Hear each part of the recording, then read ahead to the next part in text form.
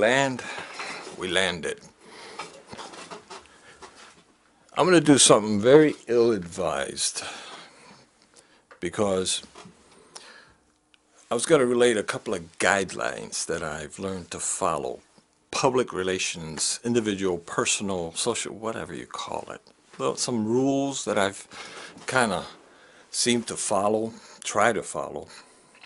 And I just realized this recently. I noticed some patterns and some things that I was doing in reaction to some other things that I was doing. And I narrowed it down to some things that I learned from other people's bad experiences in the web. Can't get this chair accommodated here. I'm in a little stool. And I gotta, before I relate 2 or 3 of these simple rules, and maybe these are helpful for people who come here and open up accounts, start uploading their images and relating to people and stuff, and get into disagreements with others and whatnot. You want some? That is no alcohol. It's coffee. Put it in the blender. I need a shot of it because it's 9 o'clock and I'm fixing to work after I pick up my son in about 2 hours. And then I gotta go pick up my wife, and then I gotta go. I still running around. By the time I get done with these errands, it'll be about 2 o'clock in the morning. I get to work from 2 to 9. No, correction, from 2 to 7 a.m., which is a good time frame. And then after 7, 8, I have to take my wife. I don't let my wife drive in the Metroplex. I drive her to wherever she's going. I feel safer, plus I like the assurance of what's going on there. Although sometimes, like today, I almost got into a freaking accident, so she's there. I was turning. Man, I did some stupid things. But I was distracted. And I said, if we're going down, we're going down together. Valentine's Day coming up here pretty soon. I was thinking about that because this happens to be also my 40th anniversary. 40th in May. 3 children, 2 males, 1 daughter, and 2 grandkids. And they're all in their 30s. And I have a relationship with every one of them. And I say that because it's not a given. I know it's not a given that just because you raise kids that you have a good relationship with them. It's not a one-way street. It's tough. I know how that is sometimes. But I've been very fortunate.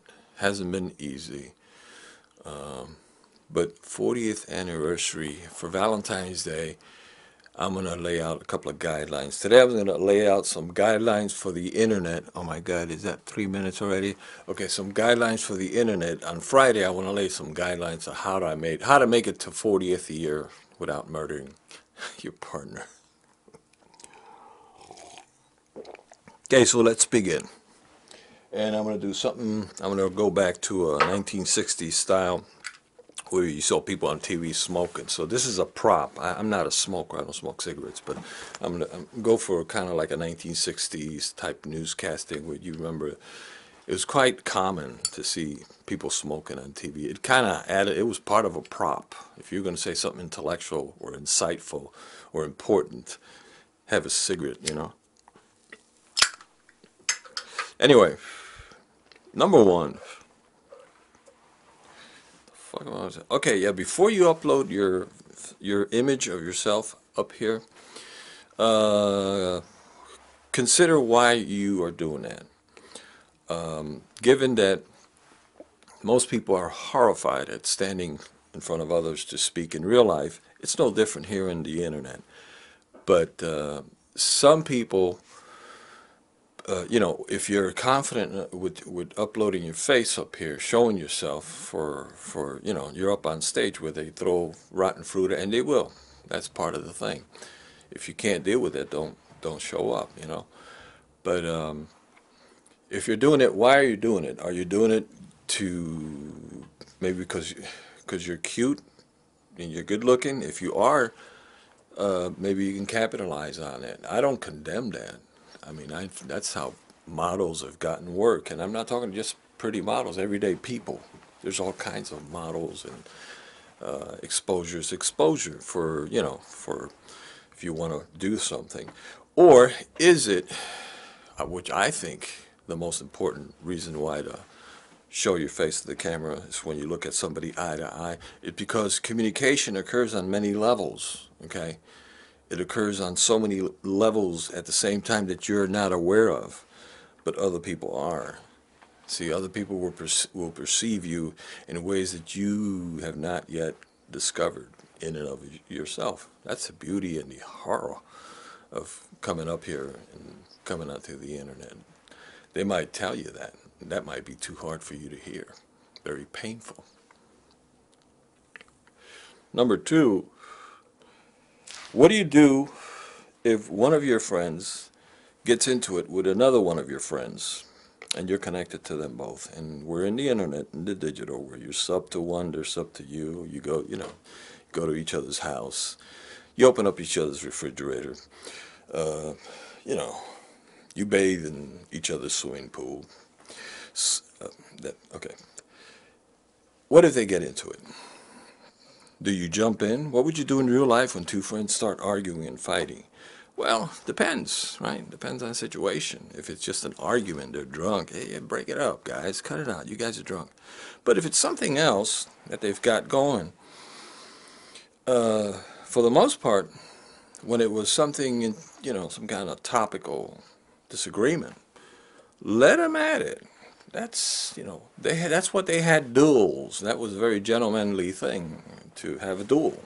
Disagree, take it out back. Until very recently, this was so. Back in the military, when I first went into the military, you had a problem with the platoon sergeant or whatever, your platoon leader or whoever's above you. Go around the back of the bar and settle it.